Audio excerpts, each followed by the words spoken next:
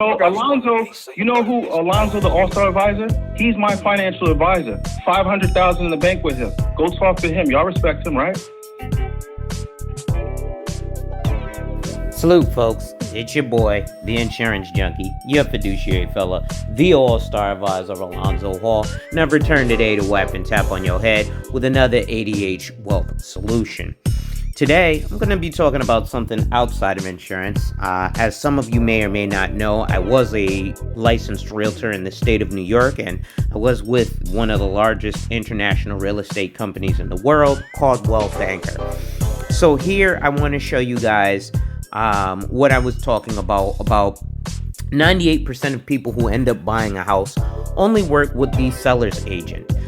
What I was a buyer's agent, and a buyer's agent is to represent the buyer so that they get the buyer the best interest. So what we're going to do is we're going to take a look at the buyer's agreement, or the contract that I would have you sign before I took you out to go look at houses to help you buy a house. Before I go in, ladies and gentlemen, make sure you hit that like, drop a comment, subscribe, and hit that notification bell so you're made aware every time I release new content. And as always, share.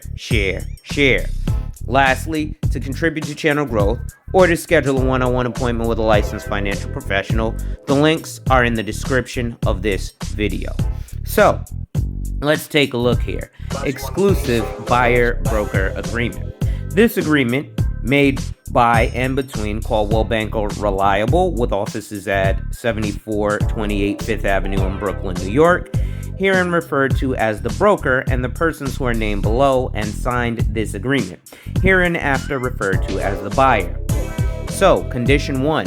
Whenever the term buyer is used in this agreement, the same shall be construed to mean the buyer who executed the agreement, as well as any other person, firm, limited liability company, or corporation acting for the buyer or on the buyer's behalf. Section 2. Employment. Buyer hereby retains broker for the purpose of locating real property to be purchased by the buyer in the state of New York and the counties of blank under terms and conditions acceptable to the buyer. 3. The buyer agrees to work exclusively with the broker and agrees not to retain or utilize the services of any other real estate broker in connection with the purchase of real property, such as the real property described in a Schedule A, during the entire term of this agreement. Now, I'll give you guys an example of this. I had a family member who went to purchase a property. They happened to know that I did real estate, and they called me to see if I knew any mortgage bankers that they could get the mortgage on. I had to tell them two things. Unfortunately, one, I'm not being paid for this, so I'm not going to give you any free services. But two, if you are already working with an agent, which is something they told me, then legally I cannot give you anyone else. So you're going to have to go find that on your own. Sorry, not sorry, but it's in the contract that you signed. So 4, Schedule A, below, commission. 4. If the buyer or any other person acting for the buyer on the buyer's behalf purchases real property which was first shown to the buyer during the terms of this contract for a period of 90 days after the expiration of such term, the buyer agrees to pay the broker a commission of generally anywhere from 1 to 3% of the purchase. So you have to be really careful in cutting out your real estate agent. But it'd be really stupid to cut out your real estate agent when they're looking out for your best interest. If the buyer leases real property which was first shown to the buyer during the term of this contract or a period of 90 days after the expiration of the term of this contract, buyer agrees to pay the commission to the broker in the sum of blank dollars. 6.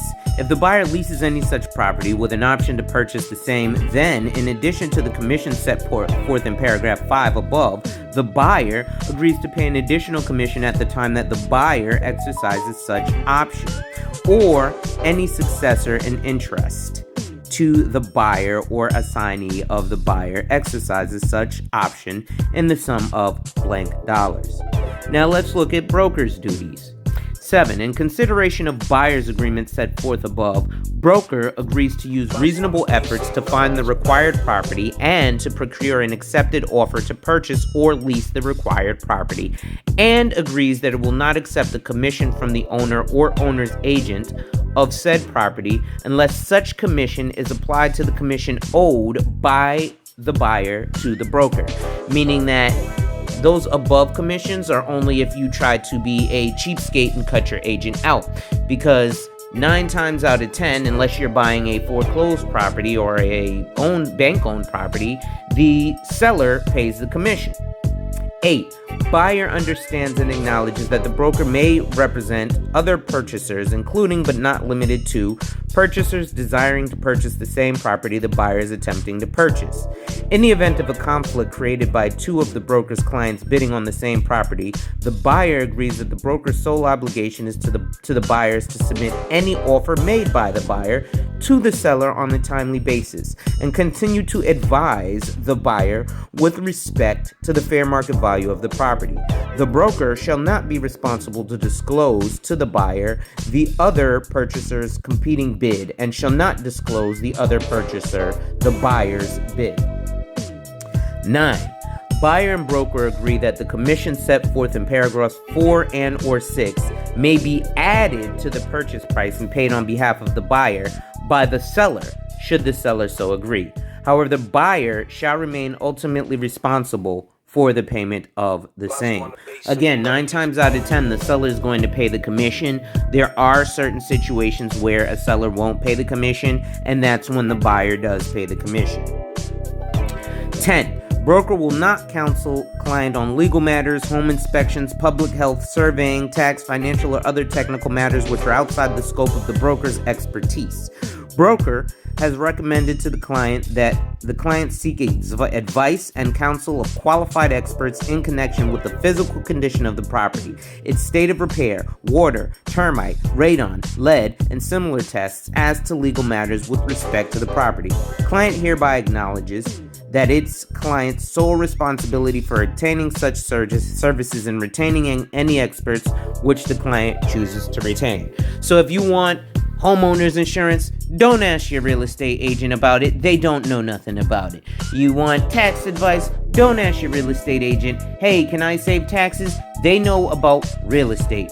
In the condition of the property, don't ask your real estate agent. You have to go hire an inspector and let that inspector tell you the condition of the property. Okay, I'm going to stop here for now because this video is getting a little bit long. And I will do sections 11 on in the next video.